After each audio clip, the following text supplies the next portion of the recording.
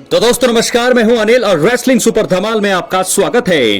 दोस्तों भारतीय WWE fans के लिए बड़ी खबर सामने आ रही है। आपको बता दें कि 1 अप्रैल 2025 से नेटफ्लिक्स भारत के लिए नया एक्सक्लूसिव होम बन जाएगा, यानी कि एक नए युग की शुरुआत होगी। WWE ने ब्लॉकबस्टर ऐलान कर दिया है। भारतीय फैंस को खुशियों की सौगात कहेंगे या कुछ भी कहेंगे, लेकिन फिर भी ये एक बड़ी खबर है। 1 अप्रैल से शुरू होगा एक नया युग। ट्रिपल एच ने भर दी है हुंकार। जी हां दोस्तों, आपको बता दें कि WWE की लंबी डील के हिस्से के रूप में भारतीय फैंस अब रॉ, स्मैकडाउन और NXT के वीकली शो नेटफ्लिक्स पर स्ट्रीम कर पाएंगे। इसके अलावा प्रीमियम लाइव इवेंट के लिए भी दर्शकों को नेटफ्लिक्स पर ही जाना पड़ेगा। कंपनी ने ये खुशियों की सौगात इस बार दी है। दोस्तों आपको बता दें कि इस अवसर को खास बनाने के लिए ट्रिपल एच ने खुद घोषणा की है। उन्होंने एक वीडियो के जरिए भारतीय फैंस का नेटफ्लिक्स युग में स्वागत किया। वैसे दोस्तों नेटफ्लिक्स की वजह से काफी फायदा WWE को भी मिल रहा है। 6 जनवरी 2025 को हुए रॉ नेटफ्लिक्स डेब्यू शो में हुआ था। वहां पर फैंस को कई चीजें देखने को मिली। WWE ने इसके बाद चीजों में काफी बदलाव भी किया। पहले ही एपिसोड में कंपनी ने बड़े मुकाबले रखकर फैंस को खुश किया। रोमन रेंस, रॉक और CM पंक जैसे दिग्गजों ने अपना जलवा दिखाया। फिलहाल अब आपको बता दें कि WWE के शो भारत में अब किस चैनल पर आते हैं, और लेकिन 1 अप्रैल 2025 में नेटफ्लिक्स एरा की शुरुआत होगी। लेकिन अभी तक भारतीय फैंस ने इतने सालों से WWE के सभी इवेंट्स का मजा सोनी स्पोर्ट्स नेटवर्क के जरिए लिया है। लेकिन अब WWE और सोनी की डील खत्म हो जाएगी। सोनी पर हमेशा ही रॉ, स्मैकडाउन, NXT और प्रीमियम लाइव इवेंट्स का प्रसारण किया जाता है। बड़ी बात यह है कि हिंदी, इंग्लिश और तमिल, तेलुगु में भी ये फैंस जो है शो को देखते थे। WWE इस समय रेसलमेनिया 41 की तैयारियों में जुटा हुआ है। शो को लेकर कुछ बड़े ऐलान कर दिए गए हैं और आने वाले कुछ हफ्तों में और भी बड़े मुकाबले जोड़े जाएंगे। फैंस की नजरें टॉप स्टार के ऊपर हैं। हाल ही में जॉन सीना ने हील टर्न लेकर पूरी दुनिया को हैरान कर दिया था। मेगा इवेंट में कोडी रोड्स अपनी अनडिस्प्यूटेड WWE चैंपियनशिप को उनके खिलाफ डिफेंड करने वाले हैं। रोमन रेंस की वापसी भी बहुत जल्दी कंपनी में होने वाली है। उनका मैच किसके साथ होगा, ये एक सबसे बड़ा सवाल है।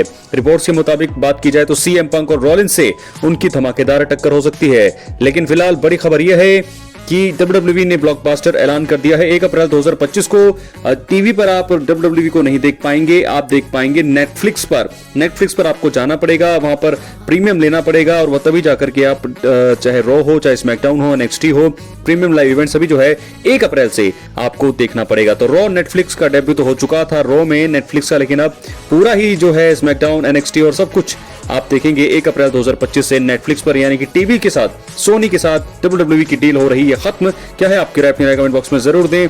थोड़ा गम भी है, थोड़ी खुशियां भी हैं, लेकिन देखना होगा।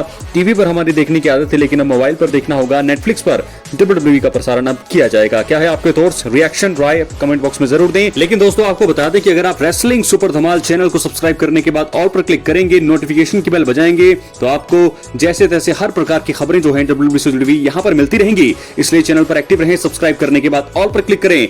नेटफ्लिक्स पर भले ही WWE जा रही हो, लेकिन जो भी तमाम अपडेट्स, नई अपडेट्स, आने वाली अपडेट्स, जो भी चीजें होंगी, जो भी खबरें आएंगी, जो भी चीजें होंगे, जो भी रिजल्ट होंगे, सब कुछ आपको यहां पर मिलेगा। इसलिए रेसलिंग सुपर धमाल को एक्टिवेट आप जरूर करके रखें। तो दोस्तों अब हम बात करेंगे आज के स्मैकडाउन की। स्मैकडाउन का इस हफ्ते का एपिसोड खत्म हो चुका है। स्मैकडाउन में इस हफ्ते दिग्गज कोडी रोड्स ने जॉन सीना की बेइज्जती की। वही मेन इवेंट में मिला हमें नया चैंपियन। LA नाइट वहां पर चैंपियन बने हैं और इसके अलावा रोमन रेंस के भाई जिमी ऊसो की भी हार हमें देखने को मिली। साथ ही भविष्य से जुड़े कुछ बड़े मुकाबले और ऐलान भी किए गए हैं। आइए ज्यादा देर न करते हुए बात करते हैं स्मैकडाउन के आज कुछ जरूरी हाइलाइट्स पर। सबसे पहले बात करेंगे हम स्मैकडाउन की शुरुआत रैंडी ऑर्टन के सेगमेंट से हुई है। रैंडी ऑर्टन ने प्रोमो देते हुए कहा कि उनके ब्रेक पर रहने के दौरान कई क्रेजी चीजें हो चुकी है। इसके साथ ही रैंडी ने उनके दोस्त जॉन सीना के द रॉक के साथ हाथ मिलाने का जिक्र करते हुए उन पर तंज कसा। थोड़ी देर बाद ऑर्टन केविन ओवेंस के बारे में बात करने लगे और कहा कि वो केविन की रेसलर के रूप में इज्जत करते हैं। इसके साथ ही वाइपर ने केविन ओवेंस को बुरा इंसान बताया।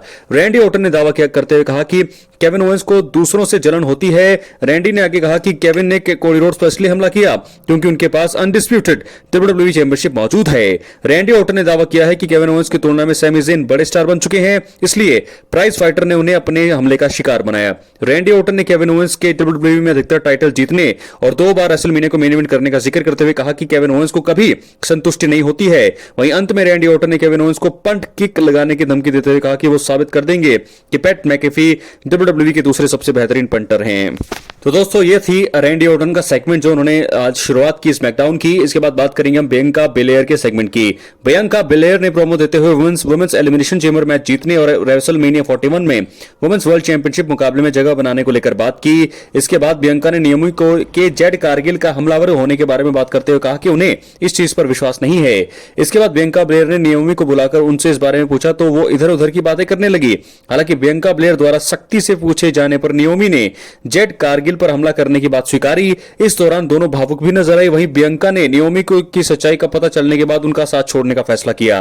थोड़ी देर बाद जेड कारगिल ने एरिना में एंट्री करी और नियोमी पर जबरदस्त हमला करके उनकी हालत खराब कर दी। तो दोस्तों ये चीजें यहां पर किसी को पता नहीं थी। सभी ये सोच रहे थे कि नियोमी ने नहीं ऐसा किया है, लेकिन सच्चाई अब जो है नियोमी ने बता दी है। तो बियांका बेलेयर जो है यहां पर अब उनको सच्चाई पता चली है कि नियोमी ने जेड कारगिल पर हमला किया था, जिसके चलते ही यहां पर जेड कारगिल ने नियोमी पर अटैक किया। क्या है आपकी राय अपने कमेंट बॉक्स में जरूर दें। अब बढ़ेंगे अगली स्टोरी की तरफ। दोस्तों आपको बता दें उसके बाद कोडी रोड्स का सेगमेंट हमें देखने को मिला। कोडी रोड्स ने जॉन सीना द्वारा उन्हें दिए धोखे के बारे में बात की। कोडी ने इस दौरान उन पर हुए हमले को लेकर बेटी के साथ बातचीत का भी जिक्र किया।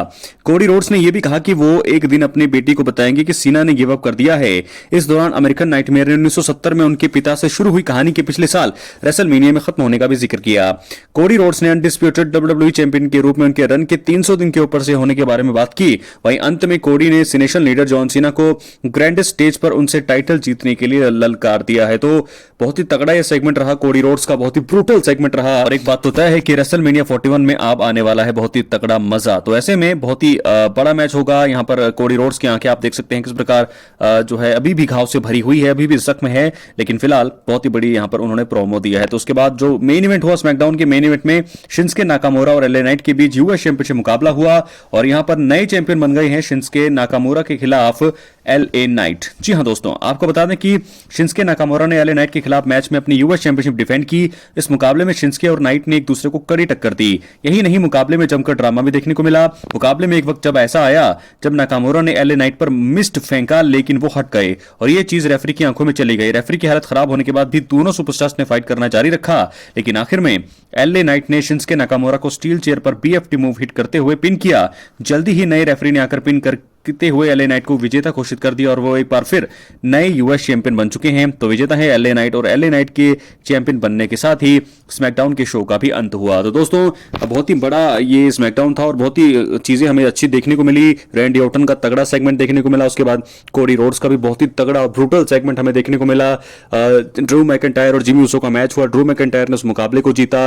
बियांका बेलेयर और नियोमी का सेगमेंट, नियोमी की सच्चाई पता चली बियांका बेलेयर को और जे कारगिल ने एक बार फिर आकर उन पर अटैक किया। चेल्सी ग्रीन और मीचिन का मुकाबला हुआ, वहां पर चेल्सी ग्रीन ने जीता और बहुत सारी चीजें हमें आज देखने को मिली। और आज आखिर में मेन इवेंट में यहां पर शिंस्के नाकामोरा को हरा करके अब नए यूएस चैंपियन बन चुके हैं 40 साल के मेगास्टार एलए नाइट। अपनी राय कमेंट बॉक्स में जरूर। एनएक्सटी में जा रही है डब्ल्यूडब्ल्यूई, इसलिए दोस्तों एक्टिव रहें, सब्सक्राइब करके रखें चैनल पर। आपको यहां पर आपको सब कुछ मिलता रहेगा। बहुत बहुत धन्यवाद।